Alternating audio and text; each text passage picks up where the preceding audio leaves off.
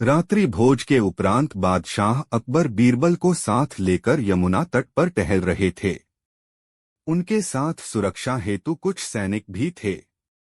वो जनवरी का महीना था और दिल्ली में शीतलहर बह रही थी। कड़ाके की ठंड में यमुना नदी का जल बर्फ के समान ठंडा हो चुका था। अकबर को जाने क्या सूझी कि उन्होंने अपनी उंगली यमुना के जल में डाल दी। ठंडक का एहसास होते ही उन्होंने फौरन अपनी उंगली जल से बाहर निकाली और बोले, बीरबल, इस मौसम में यमुना का पानी बर्फ के समान हो जाता है। इसमें एक उंगली डालना मुश्किल है। यदि किसी को इस पानी में थोड़ी देर भी रहना पड़ जाए तो वो जीवित नहीं बचेगा।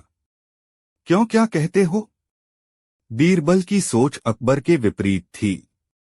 वह बोला, मैं आपकी बात से सहमत नहीं हूं हुजूर। इच्छा शक्ति हो तो मनुष्य कुछ भी कर गुजरता है। यमुना के पानी में कुछ देर खड़ा रहना तो बहुत ही छोटी बात है।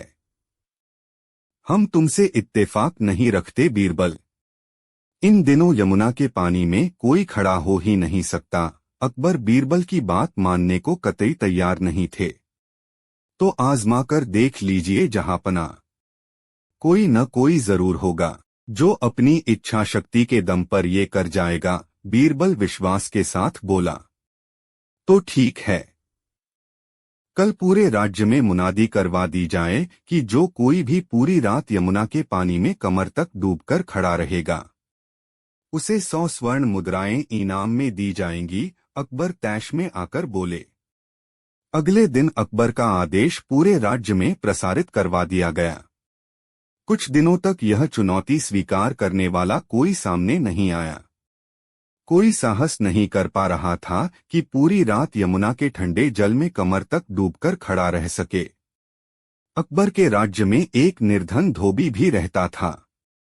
उसकी मां का स्वास्थ्य बहुत खराब था, किंतु पैसों की तंगी के कारण वह उनका इलाज नहीं करवा पा रहा था। जब उसने यह मुनादी सुनी तो पैसों के लिए यमुना में खड़े होने की चुनौती स्वीकार कर ली। वह रात भर अकबर के सैनिकों की निगरानी में यमुना में कमर तक पानी में डूबकर खड़ा रहा।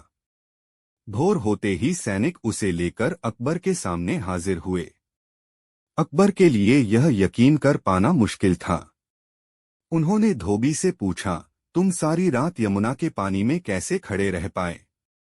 जहांपना, मैं रात भर आपके महल में जल रहे दीपक को देखता रहा और इस तरह पूरी रात गुजर गई। धोबी बोला। ये सुनकर अकबर का पारा चढ़ गया और वे बिफरते हुए बोले, ओह, तो तुम सारी रात महल के दीपक से गर्मी लेते रहे। ये तो तुमने बेईमानी की है। तुम इनाम के नहीं बल्कि सजा के हकदार 2 सैनिकों, इसे बंदी बना लो। निर्धन धोबी को कारागार में डाल दिया गया। जब ये बात बीरबल को पता चली तो वो बड़ा दुखी हुआ। उस दिन वह दरबार नहीं गया। दरबार से बीरबल को नदारद पाकर अकबर ने एक सैनिक को उसे बुलवाने उसके घर भेजा।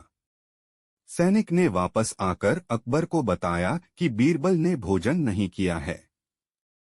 वह खिचड़ी बना रहा है। खाकर वह दरबार में हाजिर हो जाएगा।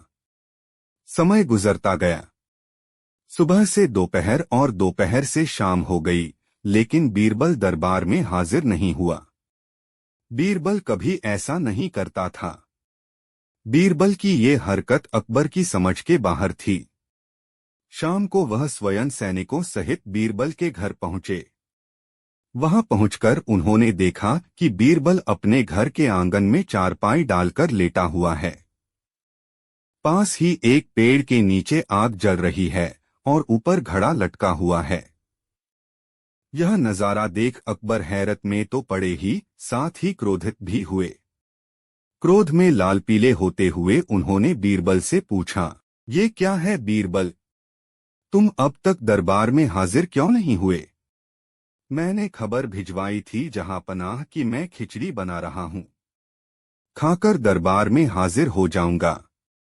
देखिए, सामने पेड़ पर लटके घड़े में खिचड़ी पक रही है। पेड़ पर लटके घड़े की ओर इशारा कर बीरबल ने उत्तर दिया, ऐसे कोई खिचड़ी बनाता है?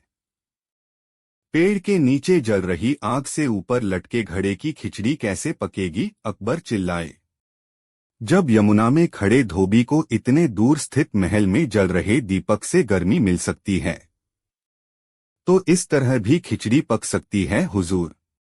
यहाँ तो आग उस दीपक की तुलना में निकट ही है, बीरबल झट से बोला। बीरबल की बात सुनकर अकबर का गुस्सा शांत हो गया। वे समझ गए कि बीरबल ने ये स्वांग उन्हें धोबी के साथ हुए अन्याय की बात समझाने के लिए किया है। उन्हें अपने किए पर पछतावा हुआ। सैनिकों से कहकर उन्होंने धोबी को कारागार से बाहर निकलवाया और उसे इनाम की 100 स्वर्ण मुद्राएं दी। इस तरह बीरबल ने अपनी अक्लमंदी से एक निर्धन धोबी के साथ अन्याय नहीं होने दिया।